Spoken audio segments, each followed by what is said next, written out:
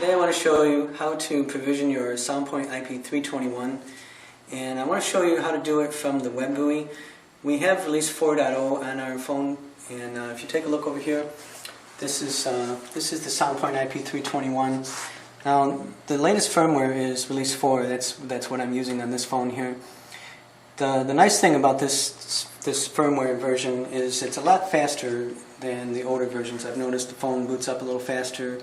If you want to make a change, it goes faster. Let's take a look at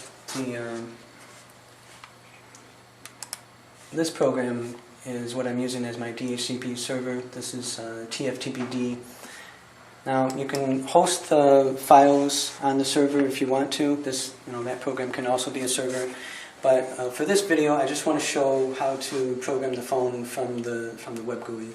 So if you take a look at this on the phone here, I'm going to press the menu button and scroll down to Settings, scroll down to Advanced, and for my purpose here, I'm going to show that I'm defaulting the phone.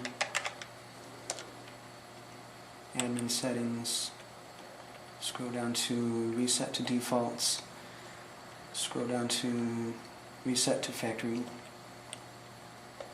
Yes.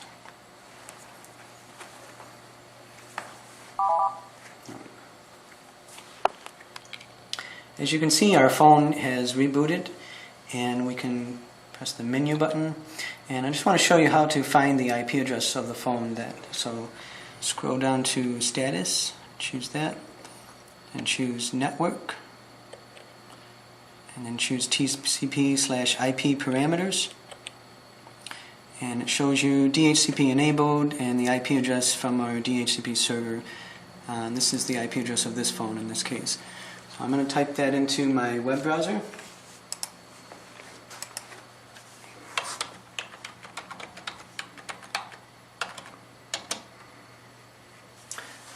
And I see that it's showing us a picture of the phone on the left side here. And it's showing us some information about the phone. We have the IP address, the software version, what type of phone it is.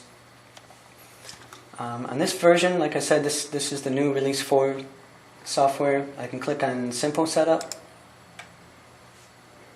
And then, of course, the language, I'm going to choose English.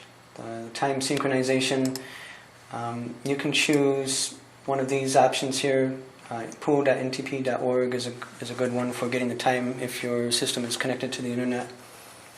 Or if you have a server of your own, a SIP server, you can type in the IP address of your SIP server. So this is my IP address in my case. I'm going to choose my time zone. The next option down is the SIP server. So basically you just have to tell the phone where to find the SIP server. It's kind of like a street address. I'm going to type in our IP address. And the port number, like most SIP systems, the port number for my system is 5060. The next option is SIP outbound proxy. I don't have a SIP outbound proxy for my system, so I'm not going to type anything in here. SIP line identification is the next option. And this is the display name. This is basically the outgoing caller ID. You can set the outgoing caller ID. My outgoing caller ID is set by my PBX and flash system, so I'm not going to put anything there. Another nice thing I want to point out about this version 4 software that they didn't have before, on the right side of the screen here, they have help menus for you. So if you are having trouble with an item, you can click on the field and then check out the help menu on the right side there. So the next option is address. I'm going to type in my extension number, which I want to show you here. This is the PBX and flash menu. Click on extensions. So I already have some extensions set up on my system. So take a look at the right side here where it says extension. I've got extension, I'm going to make this 102. So you see the display name is 102. I've put in the caller ID that I want to show on outgoing calls. And down below is secret. See this option here, secret. That's what they're calling the password for the phone. So the username and the password are what is used by the phone to register with the server. In this case, it's just simple. It's EXT102. So I'm going to go back to my web browser for my phone and type that in.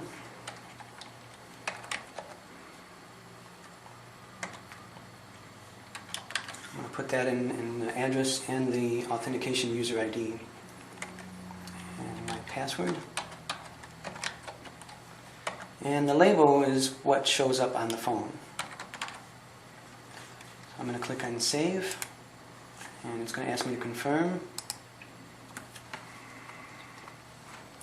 So as you can see on the phone over here, the phone just it doesn't even have to reboot. It already took effect, so that's how fast it is.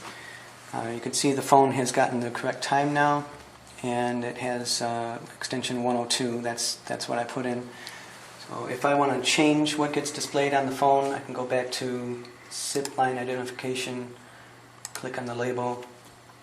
Maybe I want to do my name, Jesse 102. Save that, click on yes. And you see the phone already shows the information. I see on this, now this phone over here is extension 101, and you can see it scrolls between the time and date and some missed calls that I have. I can look at the call log, see who's called me, redial them if I want. So if I want to dial from one extension to the other, I can go 102, actually that's 101. 101, press speaker, phone over here rings, I'm calling between the offices, checking, 1, 2, 3. Speaker sounds great on these phones. That's our video for today. Remember to check us out on Facebook.com or our website, metrolinedirect.com, and you can use the links below our video. Thanks for watching.